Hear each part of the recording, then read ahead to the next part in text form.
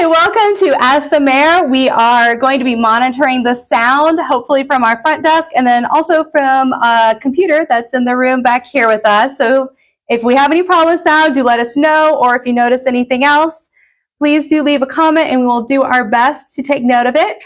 Our next Ask the Mayor is going to be May 16th at noon. And please, if you have follow-up questions today or new questions, please submit them by Friday, May 9th. So Ask the Mayor, May 16th at noon. Submission deadline, Friday, May 9th. And we're going to go ahead and jump into it. How will the city pay for the water and sewer lines to be moved in preparation of the new bridge? Fantastic question. This is a question that the city struggled with as well when we were talking about this bridge, and especially once we saw the cost involved in moving these utilities. But through looking into this, the state actually has programs that help small towns. They know that this type of construction project can create an economic harm for small towns. So they have a 0% loan. It's a 10-year 0% loan option that they allow for cities to take advantage of to spread these costs out over time. But again, we're not paying interest on it. And then some of the expenses related to moving these utilities will also be reimbursed by the state. So the state actually pays for some of the reimbursement, but part of it will be felt by the city. But that's how we intend to do it. Is we're utilizing the state 0% interest loans to cover those costs. All right, next question. How will the city pay for the permanent responsibility of maintenance and upkeep of 170 once the bridge is replaced? So another great question. And I can tell that, from these questions, there's some people around town that are excited about this bridge replacement, just as I am. But so one of the ways that we're going to pay for maintenance of 170 once this project is finished and we're in that partnership with the state is we have the state has a program where every 3 years the city typically receives street funding from the city every 3 years. And so it's a program where all cities are competing for this. And that's why typically we see that about every third year we get funding for it. But in a typical year, I believe the funding that we get from that could potentially in 1 year pay from 49 all the way across to 71 and do needed repairs and whatnot involved with a paving project. But otherwise, that's going to come out of our street budget. If there's something else that needs to be done, we're just going to work that into our street budget on an annual basis. And I don't think that the maintenance and upkeep of 170 are going to cause the city any real economic harm as we add that strip across town into the maintenance budget. All right. So will this include maintenance for the bridge and someday replacement of that bridge? Yeah, and I think so. That's the next step is, and I'll jump into the next question is, what is the lifespan of the bridge? Well, the lifespan is 75 years. So we're going to need to look at replacing this bridge in the next let's say 65 to 75 years, right? We may have got a little more life out of the current bridge than what we should have, but at that time the city is going to have to pay some of those costs. There's obviously going to be some state funds available with this as well. So do know that the state has programs in place to help towns, whether it's small cities or large cities. A project like replacing that bridge is a large cost. And so, yes, the state has programs in place that will help us, assist us with the replacement of it. But all in all, the city's going to have to, it's going to cost us some money. That's something that we need to set some money aside for, that we know in the future is going to be a future cost. So I think that I hope that answers the question, but will the city be in charge of maintenance of the bridge? To some degree. We will rely on state inspectors. State inspectors inspect all the bridges in the state, all the bridges in the city on a routine basis. So whether it's a city street or a state highway, the state is still involved in monitoring and doing some inspections and maintenance. So we'll continue to utilize that with this bridge as we move forward. All right, so on to some more general West Fork questions. The West Fork Farmers Market will open shortly. The vendors and customers have no restroom facilities. There are restrooms in the public building at Campbell and Main. If the rear hall door could be open on Saturday morning, the interior doors could remain locked, and we could solve the problem. Is that something that's possible? So short answer is no, it's not possible. This is something, I agree, it's a problem. I was a vendor at the farmers market when it actually opened many years ago. I was one of the founding vendors. That's what I'll call myself. So the first year that we started the garden market here in West Fork, I was selling produce at it for a couple years. But this has always been an issue that there's not a bathroom there, and I know it seems simple to, well, let's just open the doors at the court building and let people utilize those bathrooms. The truth is, those bathrooms aren't designed for that kind of heavy public use. And I'm going to say without being monitored, right? Not that we're monitoring somebody going to the restroom, but my point is, you guys have no idea what happens in public restrooms. We specifically, the restrooms we have at Carter Park and at Riverside Park, they're designed for, if somebody comes in there and they do damage, it's hard to damage those, and it's cheaper to replace. And it's just unfortunate that's the issue that we face. But if we open that door and just let people go in and out, I know you, the person who asked this question, I don't have to worry about you going in there and destroying that bathroom, but I do have to worry about somebody going in there and destroying it, and then the city having to clean, fix, repair, whatever comes from that. And so that's why we don't open that. And again, I understand the reason why it's a need. I get that. But no, we're not going to open the bathrooms at the court for the general public to go in unattended. All right. Can you talk more about the vision and strategy for the future of West Fork? You mentioned you could do an entire episode on that. That would be very interesting to hear.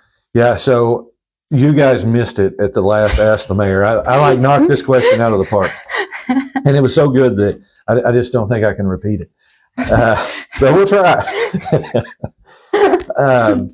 So vision and strategy, I think what I want to express within this short period of time is that my vision on my idea for the city's vision is to maintain our cultural identity. Who is West Fork? What is West Fork? Right. So if we start there, that we want to maintain that, and then we encompass the fact that we know that West Fork is going to grow. Northwest Arkansas is growing. There's no denying that West Fork's going to grow. We're going to see our boundaries expand. We're going to see our populations increase. So knowing those things and trying to tie all that and reconcile it together, we know that our school system is struggling. It needs population increases. So that's a good thing for West Fork that we know we're going to get some of that. But we also we know currently that the school graduates 70 to 80 kids a year, and those 70 to 80 kids a year don't have a place to live in West Fork. We don't have housing that fits their needs. And so we're taking our culture, our raised culture, and we're shipping it to other places, which is good, right? We're shipping good culture to other places. They're bringing something into that, but we're losing some of that. And so what we see with the current setup of the city of West Fork and our planning, the way it has been arranged, and I don't think this is purpose, but this is just kind of the effect that it's created. We've created a zoning that welcomed only single family homes on a certain size lot of a certain size house, and that's great. But it's not something that our kids can afford or young parents can afford, especially not in today's economy. So part of that vision, part of that strategy is making changes to that zoning ordinance to welcome, to invite, and to allow our kids, our grandkids, to stay in West Fork, but also to attract other younger adults into the city. So that's part of it. But I think when we're talking about vision and strategy, right, we look at what what we want to see for the city overall, and we start thinking how this is going to be affected by growth in the region. And we know West Fork Schools is one of the only small schools in Washington County that hasn't built a new building in the last couple decades. So we can anticipate that the school's probably looking maybe for some expansion there. The city needs to be prepared from a standpoint of, potentially, do we need McKnight Street to encompass a turning lane for future school expansion and growth? Do we need to start looking at 170 through town as a 3-lane thoroughfare with a turning lane across it, right? So our bridge is going to encompass a turning lane. We probably need to start focusing on that for the rest of 170 as well. We have several development projects happening out on 71, but part of that, that strategy or vision is we don't want to end up like a Farmington, right? Farmington has Highway 62 running through it, and everything accesses, ingresses, egresses onto Highway 62. There's no the side streets or the collector streets in Farmington were never thought through and built out. Well, we have that opportunity in West Fork. We don't want 1,000 curb cuts on Highway 71. We want to build out some auxiliary streets, some collector avenues. So that's part of what we're looking at there as far as vision and strategy. But really, we look at that overarching vision or overarching strategy, and then we start developing that down. We have 9 departments, and we start asking, how does each department play into that and build upon that? West Fork has a fantastic library system, which is, that's our communications hub in the city. It's that neutral place where everybody's welcome, and the library is it's a truly special environment that's created through libraries that welcomes people. Our parks department is probably our number one area for tourism, right? More people are coming into the city of West Fork to watch the kids and grandkids play some sort of summer ball or school ball than come in for any other reason. So we need to make sure that we've got an attractive park system. And, I will tell you, hands down, the city of West Fork has probably the best parks department and system in Northwest Arkansas. Bentonville's pretty close to us, but West Fork's really solid. On the national average, cities look to have about, I believe it's 5 to 10 acres per 1,000 capita of population. Well, West Fork is double to triple that size of park space per capita. So it's something that we've put a lot of focus and intention in, and we've done very well with it. So anyway, all the departments are important in bringing that vision and strategy together. We all work as one, but ultimately it starts with what's the overlying vision and strategy, and that is keeping West Fork, right? I grew up here. There's a reason I'm still here. I love it here. And we'll get into some of that in a later question. No, it's right here, right? Maybe not. Anyway, we'll talk about it in a minute. But I love this town. I love this the community that we have. We're a loving, helping, big-hearted community.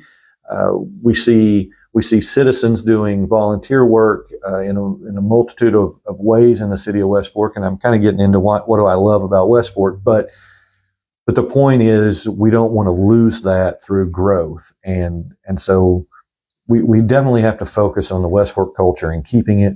And again, part of that is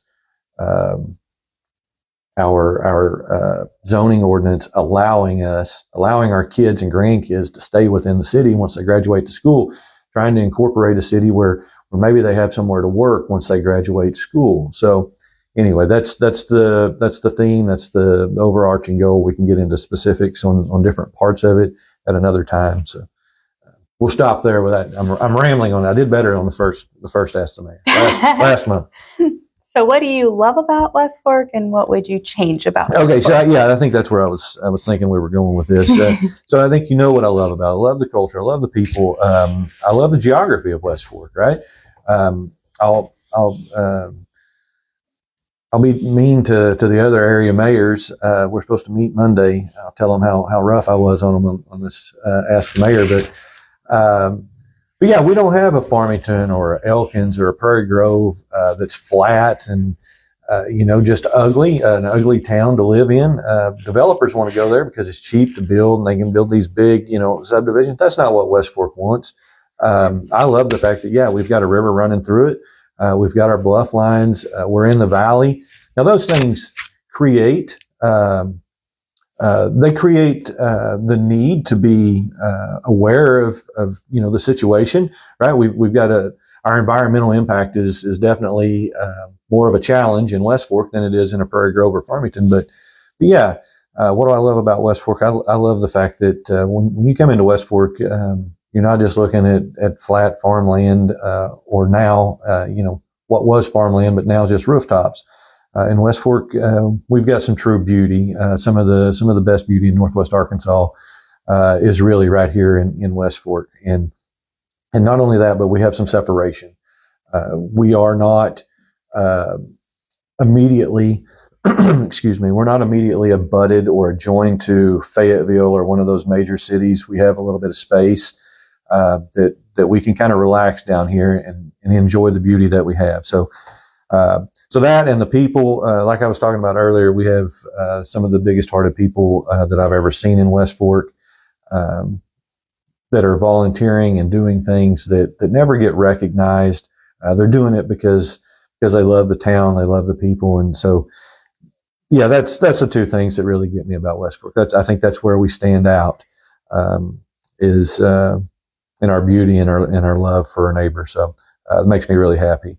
What would I like to change about West Fork?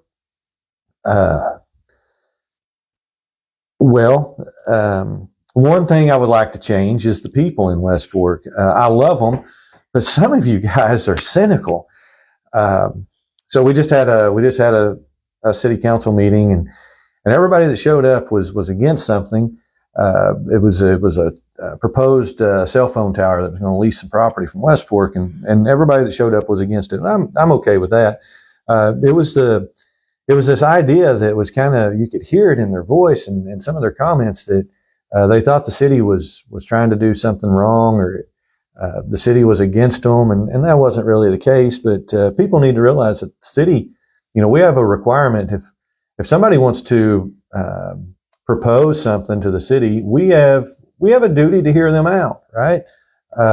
Whether we're for it, whether we're against it, we still have a duty to hear all sides, to hear all parties. And so I guess what could I change about West Fork would be, cut us a little slack. Just because we're hearing somebody out doesn't mean that we're against West Fork or we're trying to do something bad. And I'm not saying this project was good or bad one way or the other. I'm just simply saying that the city has a duty to hear both sides, and sometimes that against side gets kind of ugly with the city just because we're hearing the opposing side out and giving them equal space or equal opportunity to address the city with their concerns. So, what do I love? The people. What do I hate? The people. Mm-hmm. Just kidding. I love all of you. All right, Marie. All right, so we're on to you brought up the environment. So here are some environmental questions. Sometimes the trash collecting truck dumps my trash container and my recycling container into the same truck. Is that an exception, or do we know what happens to recycling? What should we do in this situation? So I hope that is an exception. This is something that has been brought up in the past, and I'm going to tell you that if you see this happen, please call city admin and let them know so that we can reach out to Inland and make inquiries about this. Inland takes this issue very seriously. So they have terminated employees in the past for this very thing. So can it happen on mistake, accident? Absolutely. Isn't it an exception? We certainly hope so. But yes, if you notice this happening, please reach out to the city and let us know so we can get Inland to investigate. I will tell you that I know of at least one incident in the past where someone thought this happened. We had Inland investigate, and no, it was actually, the people thought that yes, it had been dumped, but it wasn't. So Inland takes it serious. The city takes it serious. If you think you see it happen, or if you see it happen, please let us know so that we can get Inland involved and get it rectified. All right, so the next two things are kind of melded together. So we had a question last time when our sound was having trouble, and we had a couple of follow-up pieces of information. So I'm going to kind of incorporate that into the question. Sure. Mr. Mayor, we have an issue in West Fork with light pollution. Some streetlights are being replaced with glaringly bright new bulbs. People of West Fork are having to cover their windows with aluminum foil to keep the light from entering their homes. This is unhealthy for humans and destroys pollinators and habitats. Some places that were mentioned were Carter Park, Riverside Park, streetlights around the library. Regarding the wonderful work that you have done to help the pollinators in West Fork and your care for your citizens, will you please address this issue? Yes, and so we talked about this last Ask the Mayor, and my comment on this was I'm unaware of this. And the city's not replacing streetlights. It would be SWEPCO or Ozark replacing those streetlights. And I'd ask to please let me know where this was happening, where you were noticing this. So when the city redid our zoning ordinance, this was something that we put some emphasis in as far as light pollution and what that means in subdivisions and streetlights and that type of thing. So since then. Since last Ask the Mayor, I have talked to Isaac about this, and you have responded with additions to your question. Let me know where this was happening, and a lot of it coordinates with exactly what Isaac and I were able to figure out. But so to give you some idea of where this is coming from and why, SWEPCO is in the process of replacing their streetlights. So they're taking out their old street lights and replacing them with a more what's the term I'm looking for, Marie? They're replacing them with a more energy efficient. Energy efficient. Thank you. So they're replacing them with more energy efficient lights. So we're going from the old I can't remember, metal halon lights to LED lights. What we think, because Isaac agreed that these. He got one on his street, and he said it's super bright in front of his house. Well, we think that these new LED lights have multiple intensity settings on them. Our thought is that SWEPCO is replacing them and just leaving the default highest intensity setting defaulted on those. So Isaac is going to reach out, and we're going to see if we can get some confirmation on what we think is the case there. If so, we'll try to get those turned down, and future installs get those put in without leaving them on that default high intensity setting. So with that, I know you mentioned a couple of places that you mentioned Carter Park, Riverside Park, streetlights around the library. I just want to make sure at Carter Park, I want to get some feedback again. So Carter Park, the city did install some security lights when we installed the new bathroom. And what I'm wanting to know is this an issue with our with our security lights down there, or are you talking about the actual ball field lights?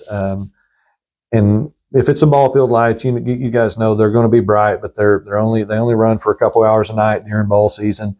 But if it is our security lights, that's something I need to know, and we'll try to get that addressed. Right. So please do follow up if there's an area in town that you've noticed, because we do want to hear from you. And now I think the mayor has something to show you. So I think all of you, if you looked at last month's video, you at least saw the trophy that I won. So I just read that for you. West Fork Chili Cook-Off, second place. It does say if you ain't first, you're last. We're second place. The mayor's second place. And that's important, but more important is the fact that our West Fest group came together and put on a chili cook-off for the city. They invited county elected officials to come and cook. And again, yours truly took second place, but they were doing it to raise money to pay for some of the past due lunch bills at the school. So all the money they raised went to the school, and we paid down lunch accounts for kids at the school. Great. It was a great cause. We had a great turnout. The county sheriff came in third place, but again, the mayor came in second, and that's a big shout out to the First Lady, Leslie. She made a great pot of chili, and anyway, really happy about that. But I wanted to make sure no one forgot that mayor came in second place in the chili cook-off, and with that, we'll go ahead and turn it back over to Marie, and I'll see you guys next month. All right. Thank you all so much for tuning in. And hello back, Travis. And hopefully we'll see you next time on May 16th at noon. And don't forget to submit your questions. You can submit them through Facebook Messenger, or if you'd like to do it anonymously, you can submit it through our website. See you guys next time.